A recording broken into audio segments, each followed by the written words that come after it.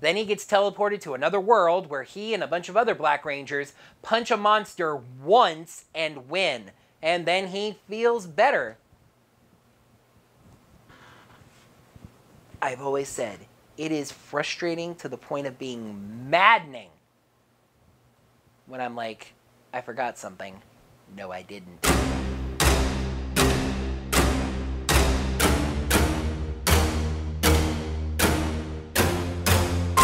Hello there, heroes. I'm the Orange Ranger, and welcome to another comically long review. This week, I'm flipping the calendar from 2016 to 2017, reviewing the comic stories that were part of the Mighty Morphin Power Rangers 2017 annual edition. Now, as a reminder, while those stories came out as part of their own annual edition, I am reviewing them as part of a compilation called Lost Chronicles Volume 1 that compiled the 2016 and 2017 annuals, with a bonus story seen only in the Lost Chronicles compilation. Well, sort of, but I'll get to that later. For now, with all the setup aside, let's take a look at the second half of the Lost Chronicles Volume 1 compilation, the 2017 annual. And right off the bat, I actually have to start with a disclaimer. Remember when I did that like all the time in my videos? Good memories.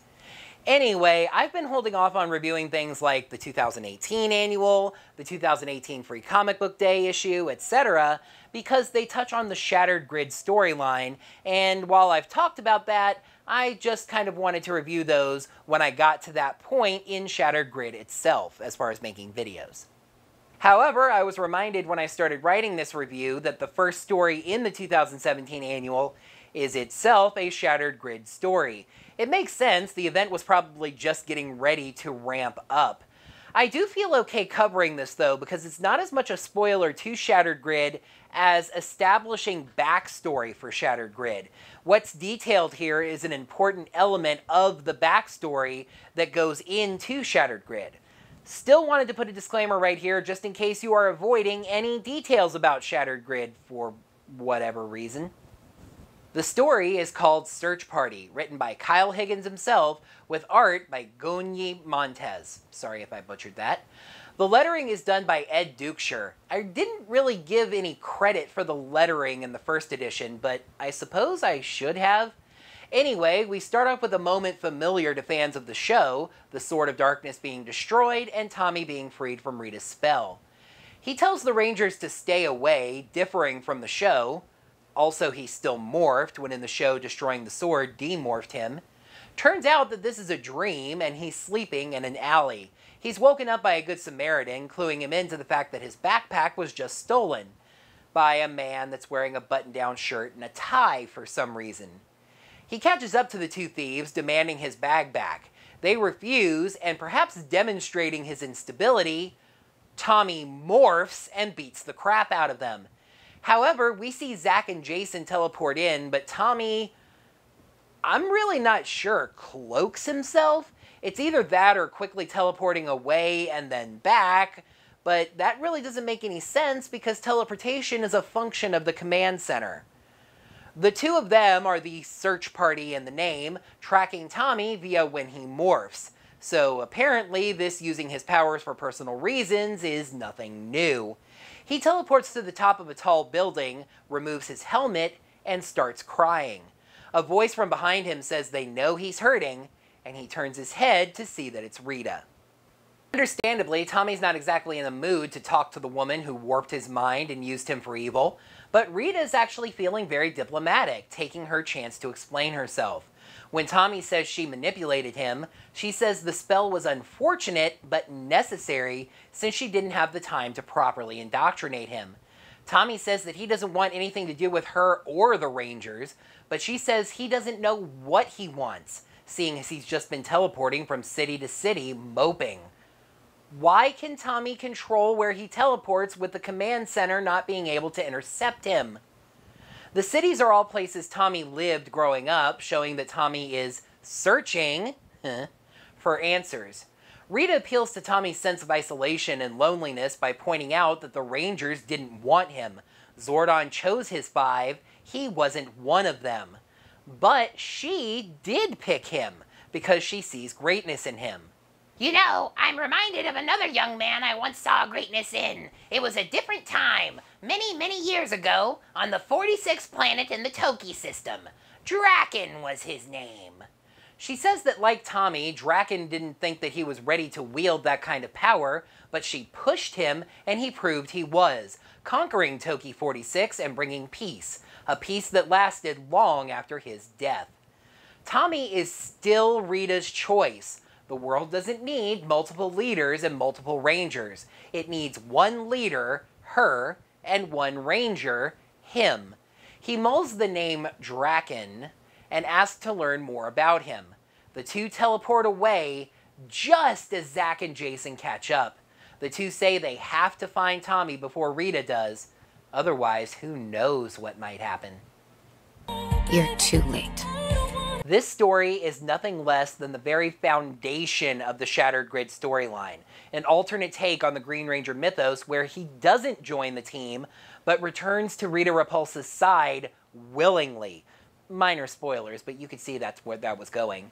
It's also a good near-miss story, since Zack and Jason are just seconds away, twice at least that we see on panel, from having the opportunity to talk to Tommy, but they just miss him, and chaos is the result.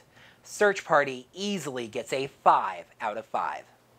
Next up, we have Trini's Vacation, written by Tom Taylor. Wait, that's a familiar name.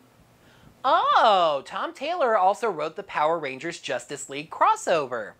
Art is done by Dan Mora, and Ed Dukeshire handles the lettering again. Actually, just let me establish this now to make it clear. All of the stories in Lost Chronicles 2016 and 2017 are lettered by either Ed Dukeshire or Jim Campbell. And another detail that applies to all of the stories that I wanted to touch on here, I don't really like how pretty much all of these stories have their title cards at the end of the story. It's kind of annoying for me, who needs those details at the start of the story to summarize them, but it's also kind of like only finding out the title of a movie once the credits are rolling. 8,000 Years Billy Crystal, Rita and Zordon have been fighting for a while. Actually, the math here is surprisingly easy. In 1993, Rita says she'd been trapped in the dumpster for 10,000 years. 1993 minus 10,000 equals negative 8,007. So, if this is 8,000 beyond cellos, that means they've been fighting for about 7 years. Nerd! Yeah. Anyway, apparently large stretches of their war weren't just shooting at each other with beams, but racing around the universe collecting magical artifacts. So this was some kind of intergalactic version of Fortnite, racing around the map to find the best weapons. This day, they found the MacGuffin of all MacGuffins, the Babel Stone. This rock thing has been used to win many wars, since it corrupts all forms of communication, even speech. So, of course, Zordon and Rita will be able to use a great deal of speech in their confrontation over it. Rita tries to claim the Babel Stone, but Zordon, who looks less like Barza and more like what he looked like in the tube, just with a body, says it's too dangerous for her to claim and seems to destroy it instead. 10,000 years later, meaning this is actually 2000, which doesn't make any sense because that's neither 1993 nor 2016 when the comics began and you could assume was the original present day of Rita's arrival. I mean, 2000, should I be waiting for Time Force to show up? Anyway, Trini is on family vacation in the small town of Boulder Cliff, creatively named because there's a cliff with a boulder on it. Who the f*** is in charge of naming things in Pacific City? Probably on reflection the same people who came up with Pacific City. Trini says monsters are outside. However, the monsters in question are just her younger cousins, and she's safe from them in her bedroom. She points out that there's a beautiful forest just outside town with all of Snow White's animal friends just waiting, but screw the forest. She's wearing a shirt with a mohawk dog on it, she has tea, she has a book, and she's staying in bed all day because she's earned it. Of course, her window promptly shatters. This, to me, is right along the lines of the episodes where the Rangers are given a day off. I'll mention this in my review of the Go-Go Power Rangers Back to School special as well. Evil doesn't take time off. I mean, Zed did take a nap once, but even then, Rita was planning stuff. Every single time the Rangers think they're getting time off, something happens and they have to fight anyway. It's just a tool to make the heroes extra annoyed that day, because evil's doing what evil always does, but gosh darn it, didn't you get the memo? Well, except for the Back to School special, where, spoilers, they all actually do get that time off, and evil very patiently waits for summer vacation to end to attack. But that's another review. It's a meteor, and immediately people start saying that cell phone reception is down. Wi-Fi too, though this woman is standing outside clearly holding a cell phone. What Wi-Fi was she connected to? It's blocking Trini's communicator as well, so she can't even call Zordon or the other Rangers. I love this little bit in the corner. It's attempting a dialogue transition from Trini to Rita, but read together at once, it's just funny. I'm not getting to stay in bed. I can see it. Welcome back, Captain Obvious. Yes, I am. Rita has spotted the meteor, which she knows is a piece of the Babel Stone, which is now spelled differently. She tells Goldar to take a small team down to Earth, a stealth team that will not be detected by Zordon, to get the Babbly Rock. She says she doesn't want a rampage, but perhaps reflecting how bad a choice this is for Goldar, he begs to do a little rampaging? Where's Scorpina when you need her? Goldar stealthily teleports down right next to the crash site in front of everyone there, causing panic and chaos. Yeah, that's some good ghosting there, lads. Truly thou art akin to the flicker of a candlelight shadow as you waddle around an open field being shot at from 19 different directions. Trini can't morph in front of everyone, and clearly can't duck behind a tree or run to a nearby building when everyone is already running around screaming. She tosses on a bike helmet, grabs the meteor, she does say please don't be hot, but why wouldn't it be? And gets on a BMX bike, leading the evil forces away. She rides into the forest and loses them, Goldar ordering the putties to spread out and find them. Trini goes Batman, Spider-Man, Assassin's Creed, pick your game with stealth in it, attacking the putties from above and taking them out quietly. When it's down to just her and Goldar, Rita throws down her staff and makes him grow. Trini tries to call her Zord, but the Babel Stone blocks the communication. I will note once again that it's not stopping either of them from talking, even though it was established right at the start that it does interfere with speech. It actually might have been cool to get an episode like, well, Babel from Star Trek Deep Space Nine, where the characters have to get the job done without being able to speak.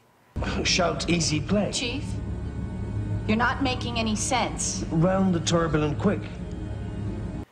Without a Zord, Trini knows she needs to gain some height and eventually manages to jump up to Goldar's face. Interesting splash page here with her leaping towards his face, but then a separate sort of box frame within the page that shows she caught his helmet armor. He laughs and says she can't hurt him. It's actually not clear, but what she was going for here is that he tossed his head back while he was laughing, flinging her further upwards towards the town's namesake. Yes, conveniently enough, Goldar is standing just below Boulder Cliff itself. She gets behind the rock and pushes it towards Goldar. And then Mr. Taylor must have realized that he was out of page real estate, because boy does this story rush to a quick conclusion. The other Rangers show up, clearly having observed Goldar and all the stuff that was going on, but not being able to contact Trini. She explains the situation and asks them to put the boulder back since she used it to destroy Goldar? Okay, I guess that makes sense. No, it does not. Goldar took finishing move attacks from the Rangers and their Zords and survived them. You're telling me he died from a rock to the head when he wears a helmet? Not buying that, sorry. Anyway, since Trini is clearly asking the Rangers to do something on her behalf, they ask what she's going to do. She's got a pot of cold tea, a stupid t-shirt, and a book. She is staying in that bed that probably still has shards of shattered glass in it all day since she's earned it. This is actually a really cool solo Ranger story, and I think it would even work as sort of a bottle episode of the show. It loses something in the fine details, though, as the establishment of the Babelstone messing with speech never actually means anything, and Goldar not only being destroyed by a big rock, but that happening off-panel takes something away. Trini's Vacation gets a 3.5 out of 5. Next up is... it's something, I'll tell you that much. This story is called Forever Mighty Morphin Black, written and illustrated by Jamal Campbell. We see the Black Shogun Zord parked outside the wreckage of the command center. Inside, presumably Adam, he's morphed, but Zack never piloted a Shogun Zord, wandering through the command center. He finds the main room, and Alpha instructs him to insert his power crystal into the central pedestal. We're just done with phrasing, right? That's not a thing anymore? To send a beacon to the others. He nearly does, but then he's attacked by a black lantern? It's some kind of shiny ghost thing, and it says, "I hunger." The attack does little to stop, probably, Adam, as he's still right next to the pedestal and jams his crystal in. It broadcasts a signal, and my goodness, we actually get a transitional caption, as informative as Elsewhere is. Zack is troubled when Kim comes up and finds him. The two of them talk, and Zack is worried about Rita possibly winning. They've had a busy week, 4 monster attacks, the Zords are nearly falling apart, and he feels like if Rita attacked right that second, they might not win. Kim says that they always find a way to win, and the best idea is for him to address the entire team with these concerns. But as they go to leave, he's teleported away. In the teleportation stream, Zack sees all sorts of other people. Probably Adam speaks his distress call, saying he's from a world where Rita has basically won. The other Rangers have been defeated, and he is all that remains. The beacon contacts across the multiverse all of those who hold the black power crystal, and he needs their help. This Zack doesn't need to hear any more, and morphs inside the teleportation stream. Okay, I guess that makes sense. What? This is a different story. I can use that again if I want. Anyway, probably Adam asks the Black Lantern ghost, apparently called Crystal Cryptid, if he's still hungry, and we see a spread of a huge team of Black Rangers. They attack the creature, and this splash page gives us a slightly better look at who we're dealing with. This one seems to be some sort of knightly version. You've got a couple in the ninja suits. You've got Adam in the Defender vest from Overdrive. One of them's in the Dragon Shield. You got the one from MMPR Pink. And, most interestingly, there is one that is color swapped. A white suit with black diamonds. I'm kind of interested in seeing the color swapped MMPR. Not that. I mean, I'm interested in that too, but inverted suits. Anyway, they punch the thing together, and it says, "No!" And then, later, all the Black Rangers are unmorphed and together. One of them is even gender swapped. That's pretty cool. Anyway, probably Adam tells them all that they'll soon be returned to their universes, but he's grateful for their help, especially since the cryptid apparently had these big colored rocks that he maybe needed for some reason. Anyway, the Zack we focused on here approaches and thanks him because now he's seen no matter how bad it gets, it can always get worse, but the important thing is to keep fighting. This story kind of feels like fan fiction, to be honest. It has a really cool premise, and I have to admit it was cool seeing all of those Mighty Morphin Black suits together at one time, but it would have fit a full issue far better. This way, everything just went far too fast. Zack is feeling kind of sad because the Rangers have had a tough week. Then he gets teleported to another world where he and a bunch of other Black Rangers punch a monster once and win, and then he feels better about the whole thing. This story had great potential, but not enough time to actually see it through. Forever Mighty Morphin Black gets a 3 out of 5. Oh, heroes, here we go. This, to me, is the highlight of the 2017 annual, and really the Lost Chronicles compilation. This is perfect. A story written by Trey Moore and illustrated by Fraser Irving. Perfect is a story about Finster that will do nothing less than change the way you think about the Monster Maker.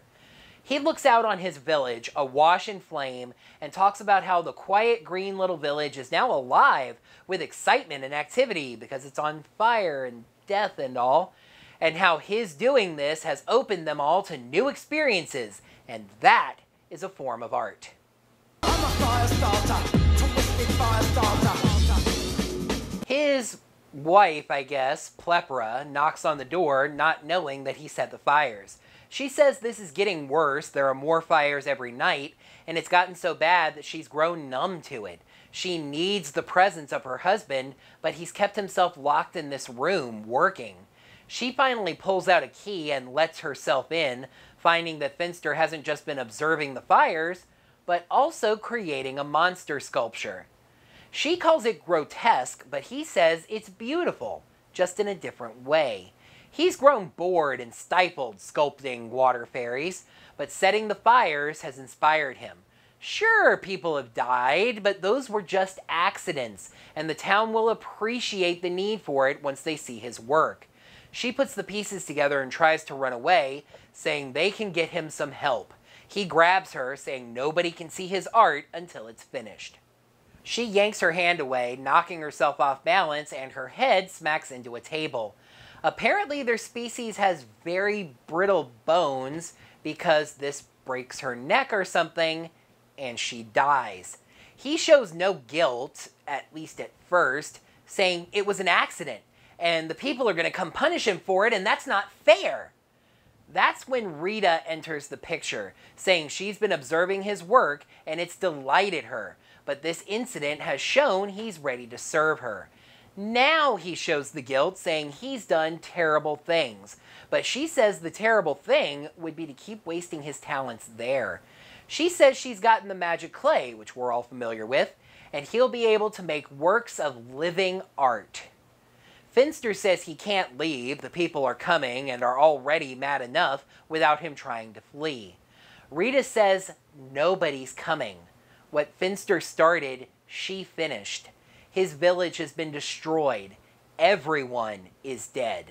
She wins him over by saying the clay can give life to anything he creates, and he agrees to join her. He skips things ahead, explaining how he served Rita and made beautiful monsters, fully giving himself to darkness. But every so often, when Rita had her monster and Finster was out of the plot for a bit, he could work on his own side project. A clay model of Plepra.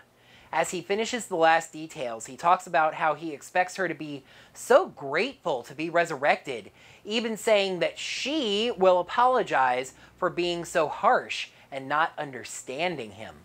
That's not how it works. He explains that he's mixed some of her hair with the clay, which surely will bring the real Plepra back to life.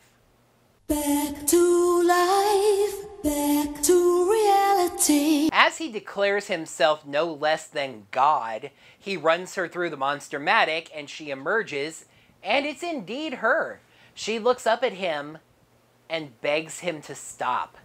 And Finster loses his monster-loving mind, grabbing a nearby axe and brutally murdering her. He curls up in a ball for a second before coming back around.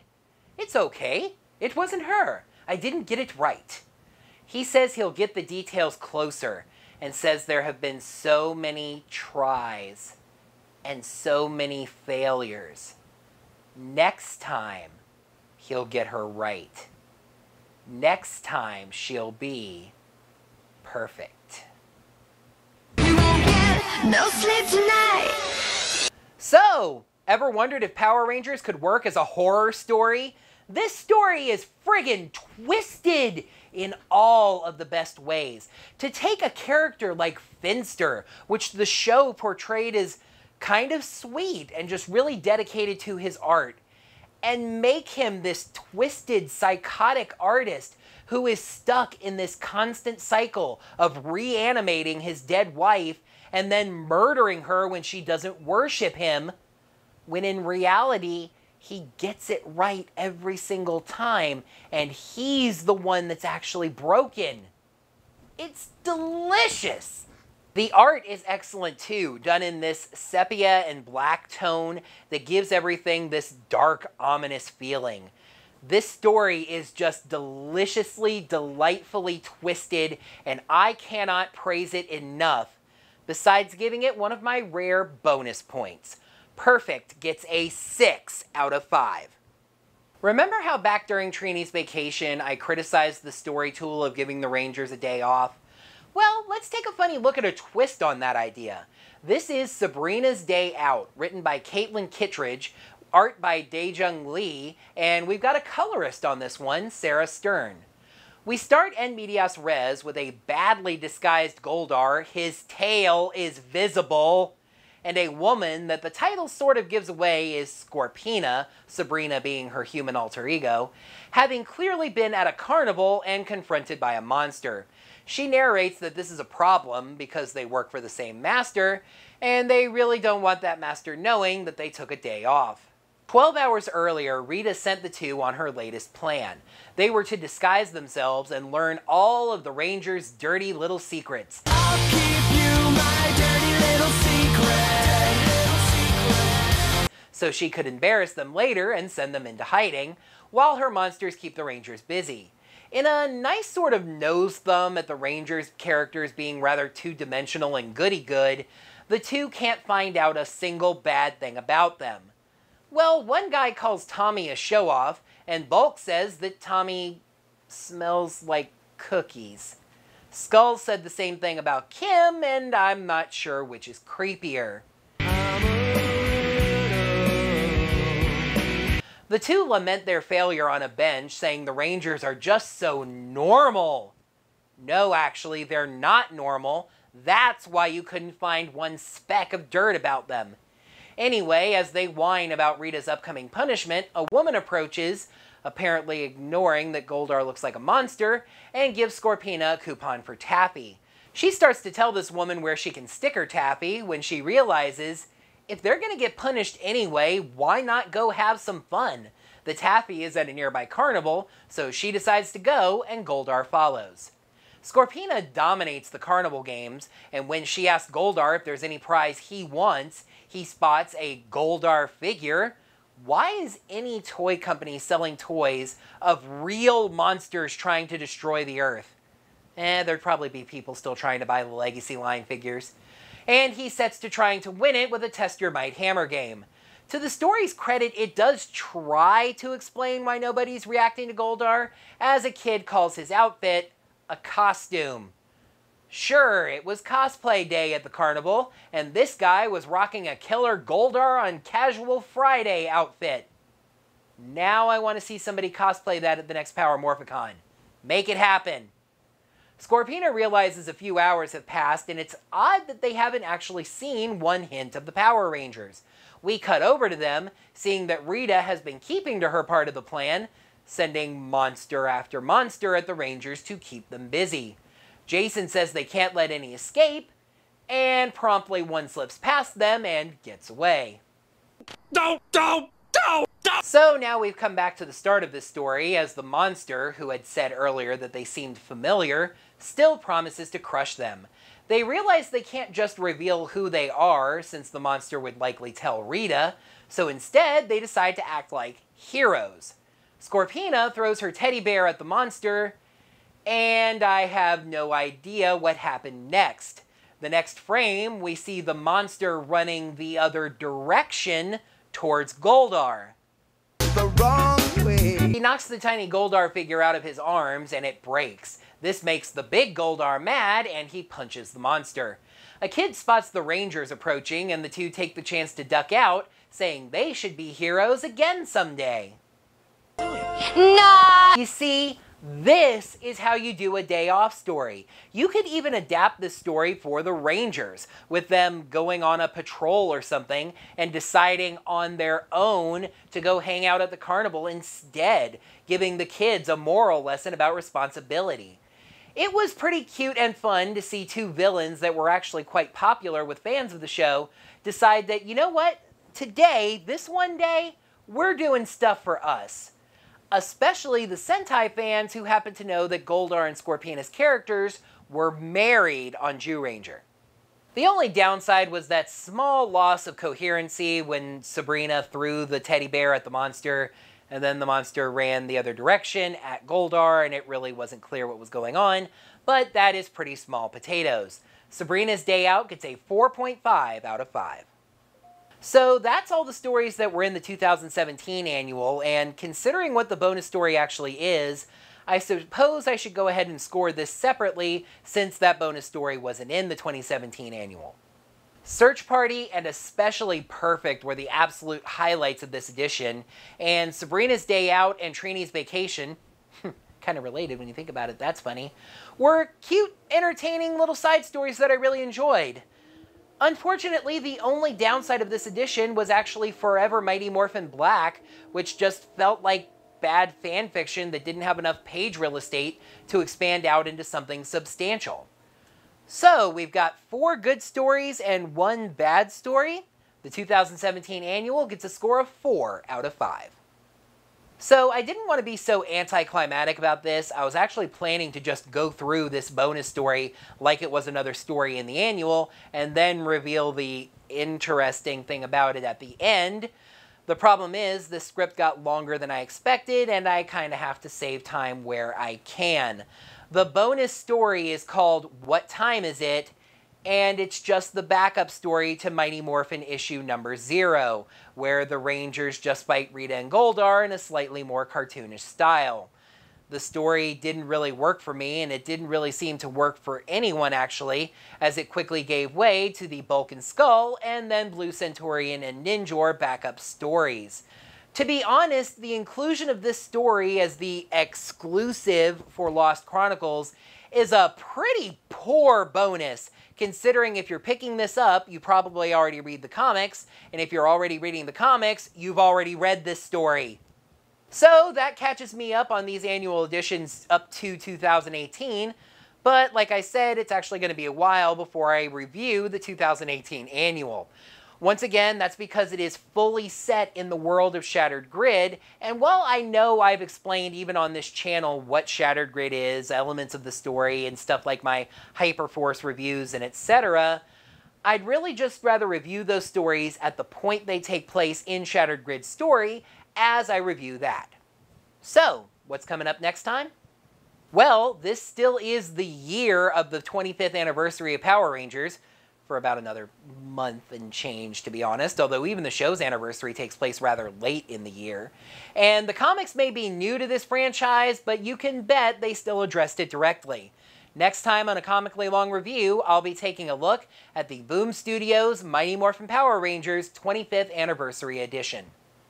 That is going to do it for another Comically Long review. Thank you, heroes, so much, as always, for watching. Make sure to like the video by clicking that thumbs up button right down below. In the comments below, which of these stories did you like best? Which of them did you like least? Did you agree with my review of it? Let me know down in the comments below. Make sure you're subscribed to the channel to see all of my videos, and ring that bell. Get your notifications set up so you are notified of whenever I post brand new videos, just like these Comically Long reviews. And if you really like the work I'm doing, and you really just like these comic reviews, or just any of the videos on my channel, and you're inspired to give me even the slightest bit of financial support, head on over to digitaltipjar.com/OrangeRangerVid, toss some change in my tip jar right there, and I'm grateful for anything that lands inside. Until next time, heroes, may the power protect you. Is itself a Shattered Grid story.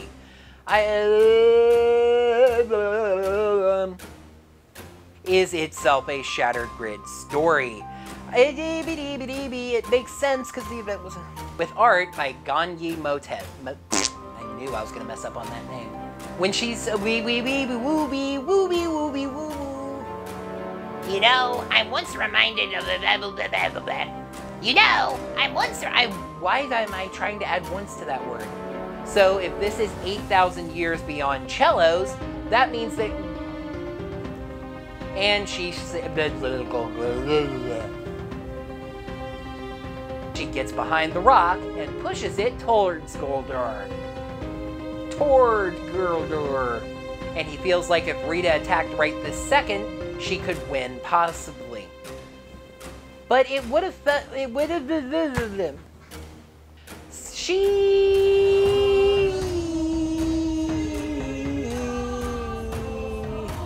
Four good stories, one bad story. that's nice. Search Party and Especially Perfect were the stars of this edition. And Trainee's